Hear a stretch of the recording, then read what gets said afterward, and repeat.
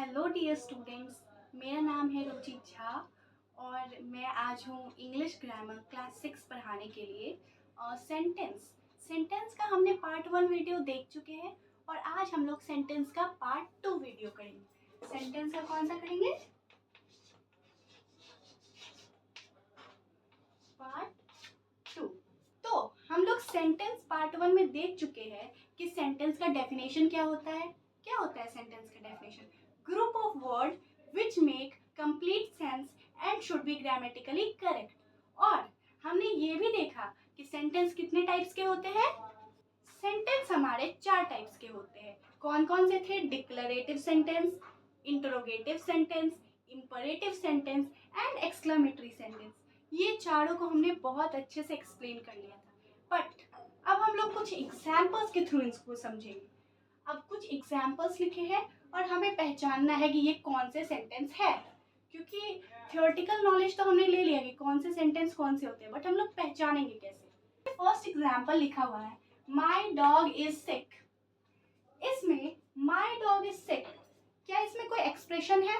O my god my dog is sick, ऐसा तो कुछ नहीं है, तो एक्सक्लेमेटरी सेंटेंस तो ये नहीं होगा। फिर माई डॉग इज सिक, क्या इसमें कमांड या फिर रिक्वेस्ट है? नहीं है, तो ये इंपरेटिव सेंटेंस भी नहीं हो पाएगा। इज माई डॉग सिक ऐसा लिखा हुआ है, क्या क्वेश्चन मार्क है? माई डॉग इज सिक, इसमें क्या क्वेश्चन पूछा जा रहा है? नहीं, तो ये इंट्रोगेटिव सेंटेंस भी नहीं होगा। तो बचा कौन? Declarative sentence. ठीक, तो डिक्लेरेटिव सेंटेंस क्यों हुआ? माई dog is sick. Declarative sentence वो सेंटेंस होता है जिसमें हम लोग सिर्फ एक स्टेटमेंट बोलते हैं बिना किसी एक्सप्रेशन के। ये फैक्ट है तो है, हमारा डॉग सिक है तो है, मेरा नाम ये है तो है। इसलिए वैसे सेंटेंस को हम लोग डिक्लेरेटिव सेंटेंस बोलते हैं। For example my dog is सिक, ये कौन सा हो गया? Declarative sentence. सेम इसी तरह आई लिव इन बिहार, मैं बिहार में रहती हूँ, तो ये कौन सा सेंटेंस होगा? ये भी डिक्लेरेटिव सेंटेंस होगा। नेक्स्ट, आई लाइक आइसक्रीम, मुझे आइसक्रीम पसंद है, क्या ये एक नॉर्मल स्टेटमेंट है? इसमें कोई एक्सप्रेशन है? नहीं है। तो जिन सेंटेंसेस में कोई एक्सप्रेशन नहीं होगा, कोई कमांड रिक्वेस्ट नहीं होगा, क्वेश्चन नहीं होगा, सिंपल एक स्टेटमेंट होगा, उसको हम लोग बोलेंगे डिक्लेरेटिव सेंटेंस। ये भी declarative sentence. It is a nice day, अब बहुत लोग कंफ्यूज हो जाते हैं कि it is a nice day exclamatory sentence होगा क्या? क्योंकि हम लोग तो अपना सडन फीलिंग एक्सप्रेस कर रहे हैं।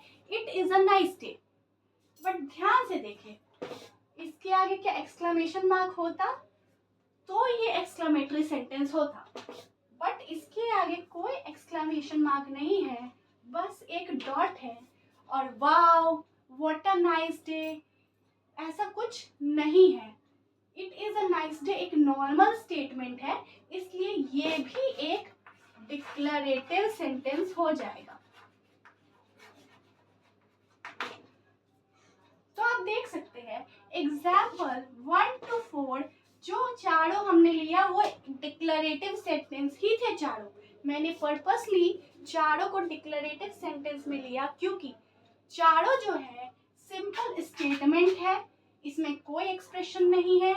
ये वाला एग्जाम्पल थोड़ा इंपॉर्टेंट है क्योंकि it is a nice day ये एक्सक्लेमेटरी जैसा लग रहा है, बट ये एक्सक्लेमेटरी नहीं है, ये डिक्लेरेटिव सेंटेंस है क्योंकि इसमें कोई एक्सप्रेशन या सडन फीलिंग का यूज नहीं किया गया है, ना एक्सक्लेमेशन मार्क है। It is a nice day एक नॉर्मल लाइन और स्टेटमेंट है।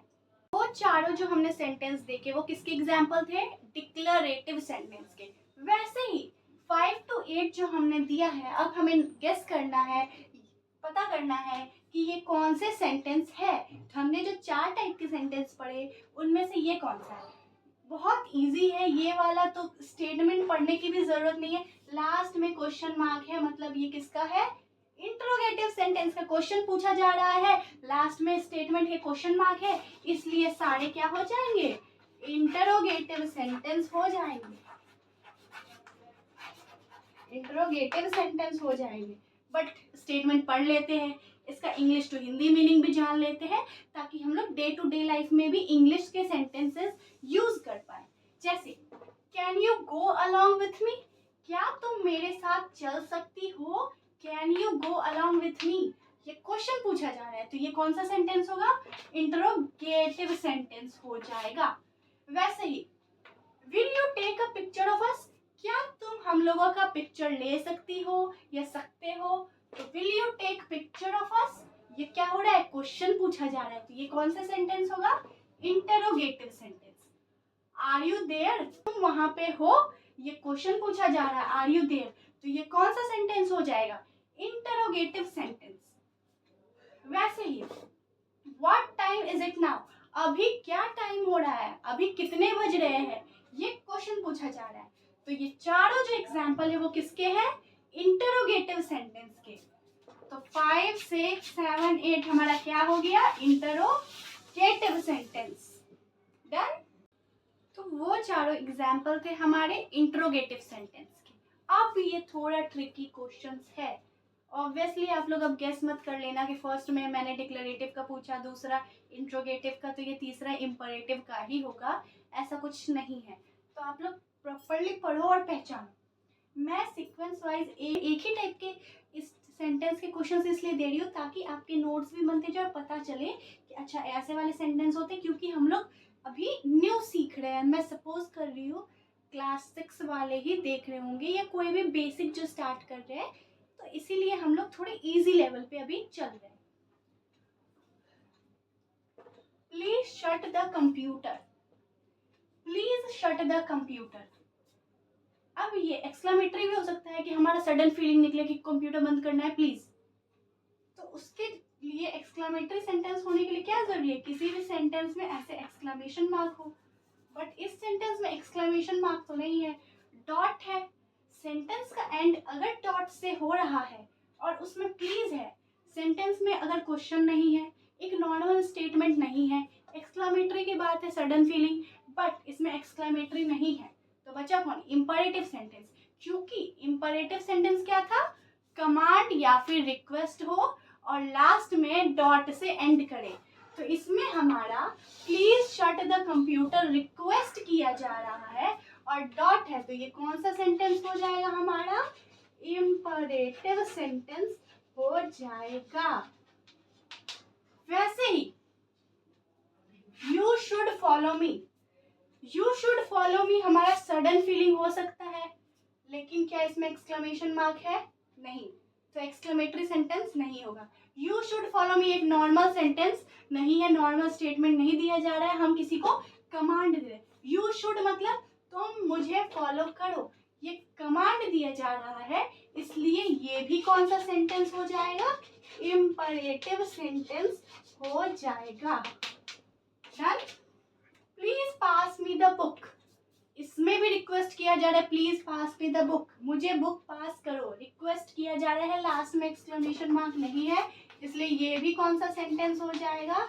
इंपरेटिव सेंटेंस हो जाएगा। Next, you should not be using your phone right now. तुम्हें अभी फोन यूज नहीं करना चाहिए। क्या हमने एक्सप्रेशन दिया है? नहीं, क्योंकि एक्सक्लेमेटरी नहीं है। हमने एक नॉर्मल स्टेटमेंट नहीं बोला है, क्योंकि हम किसी को भी ऐसे नहीं बोलते हैं। शुड जब यूज करता है, जब ये शुड यूज होता है तो हमेशा ध्यान रखना, शुड जो है कमांड के लिए, तुमको ऐसा करना चाहिए, एक तरह से हम लोग बता भी रहे होते हैं और कमांड भी दे रहे होते हैं, तो ये कमांड में यूज हो रहा है शुड। और नॉर्मल स्टेटमेंट में जब फुल स्टॉप से एंड हो और कमांड या फिर रिक्वेस्ट हो, जैसे आपको अपना फोन यूज नहीं करना चाहिए, you should not be using your phone right now, तो इसमें ऑर्डर दिया जा रहा है, कमांड दिया जा रहा है, इसलिए ये भी हो जाएगा हमारा इंपरेटिव सेंटेंस। तो अब हम लोग नेक्स्ट एग्जांपल देखते हैं 13, 14, 15, 16। अब ऑब्वियसली गेस कर रहे होंगे कि ये सारे एक्सक्लेमेटरी होंगे, बट हाँ ठीक है, चलो सारे एक्सक्लेमेटरी होंगे क्योंकि हमारा लास्ट बचा था, बट फिर भी समझ के करो कि क्यों एक्सक्लेमेटरी होंगे। जैसे कि Jesus I felt scared, last में फुल स्टॉप है, ये एक्सक्लेमेटरी नहीं होगा, है ना? कैसे नहीं होगा? बीच में तो पंक्चुएशन मार्क है। एक्सक्लेमेटरी सेंटेंस में ये पंक्चुएशन मार्क जरूर आता है, चाहे वो स्टेटमेंट के बीच में आए, एक वर्ड के बाद आए या एंड में आए। अगर ये पंक्चुएशन मार्क आ गया तो सेंटेंस का मीनिंग कुछ भी निकल रहा हो वो एक्सक्लेमेटरी सेंटेंस ही होगा। जैसे है जेसस, ओ गॉड, हे भगवान, या फिर जेसस, क्रिश्चियन लोग जेसस बोलते हैं, जेसस आई फेल्ट स्केर्ड, मुझे डर लगा, ये हमारा सडन फीलिंग निकला, तो ये कौन सा सेंटेंस हो जाएगा? एक्सक्लेमेटरी सेंटेंस हो जाएगा। वैसे ही दैट्स गुड न्यूज, ये एक अच्छा न्यूज है, with exclamation, that's good news with exclamation, ये क्या हो गया? एक सडन फीलिंग हो गई कि अरे वाह ये तो अच्छी न्यूज है, तो ये भी क्या हो गई? Exclamatory sentence. How dare he said that, हम लोग एंग्री तो हमारा दिख रहा है, कमांड रिक्वेस्ट नहीं है तो इंपरेटिव नहीं होगा, डिक्लेरेटिव नॉर्मल स्टेटमेंट नहीं है, क्वेश्चन नहीं पूछा जा रहा है, how dare he said that, उसकी हिम्मत कैसे उसने ऐसा बोला। अगर इस सेंटेंस के बाद अगर क्वेश्चन मार्क लगा रहता तो ऑब्वियसली ये हाउ वाला चीज इंट्रोगेटिव सेंटेंस हो जाता, बट क्वेश्चन मार्क ना लग के एक्सक्लेमेशन मार्क लगा हुआ है, तो अब एक्सक्लेमेशन मार्क का ध्यान सोचो, how dare he said that, हमारा एक सडन फीलिंग निकला कि उसने ऐसा कैसे बोल दिया, तो ये क्वेश्चन नहीं पूछा जा रहा है कि उसने ऐसा कैसे बोला और आप जवाब दो उसने ऐसा ऐसे बोला, नहीं, ये एक फीलिंग है कि उसकी हिम्मत कैसे हुई उसने ऐसे बोला, आपको रिप्लाई नहीं चाहिए, आप अपना एक एक्सप्रेशन दे रहे हो, तो ये क्या हो गया हमारा? एक्सक्लेमेटरी सेंटेंस ये भी हो गया। अब ये आई गॉट हर नंबर, ये मतलब वाह खुशी दिखाने का तरीका, ये आई गॉट हर नंबर, मुझे उसका नंबर मिल गया, एक तरह का क्या हुआ? सडन फीलिंग, तो हो गया एक्सक्लेमेटरी सेंटेंस, ये भी डन।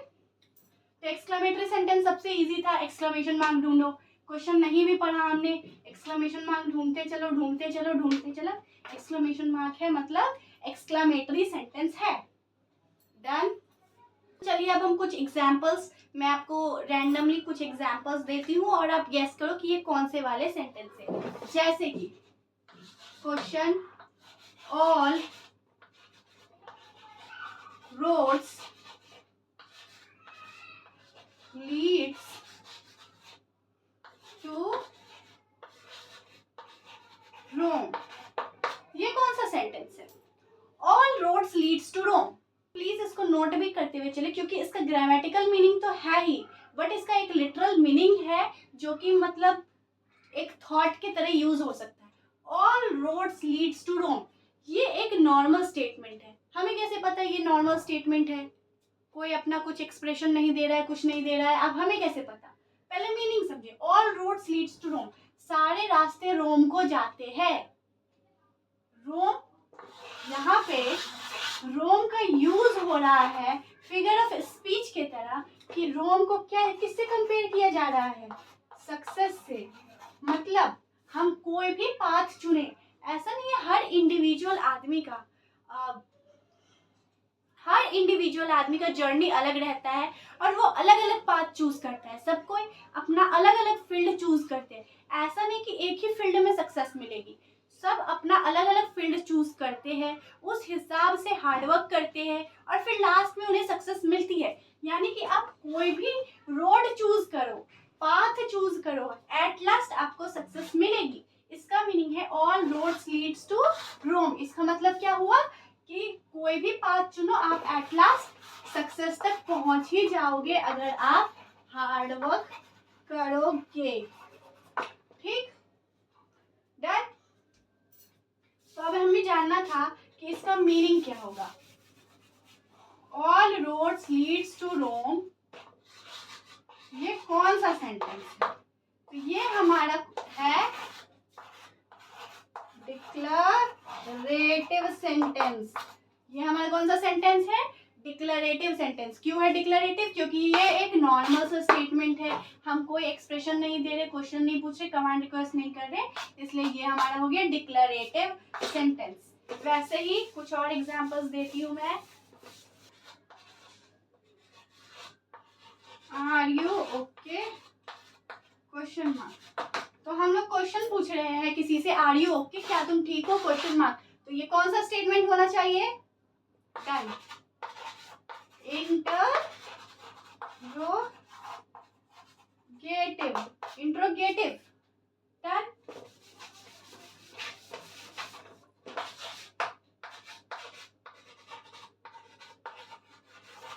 Hurray, I won. अब हमने लिखा हुर्रे, आई वॉन, वाओ मैं जीत गई। तो इसमें एक्सक्लेमेटरी मार्क आया और हम अपना सडन फीलिंग दिखा रहे हैं, तो ये कौन सा सेंटेंस होना चाहिए? Exclamatory, done.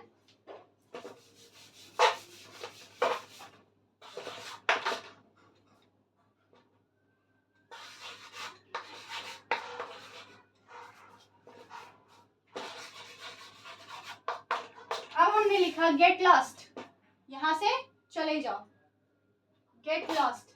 कोई एक्सप्रेशन वाला चीज नहीं दिया, नॉर्मल फुल स्टॉप है, तो ये किस में आ जाएगा? ये एक नॉर्मल स्टेटमेंट नहीं है ना, क्वेश्चन है। हम लोग कमांड दे रहे हैं कि गेट लॉस्ट, यहाँ से चले जाओ। तो ये कौन सा सेंटेंस हो गया? इंपरेटिव, ठीक।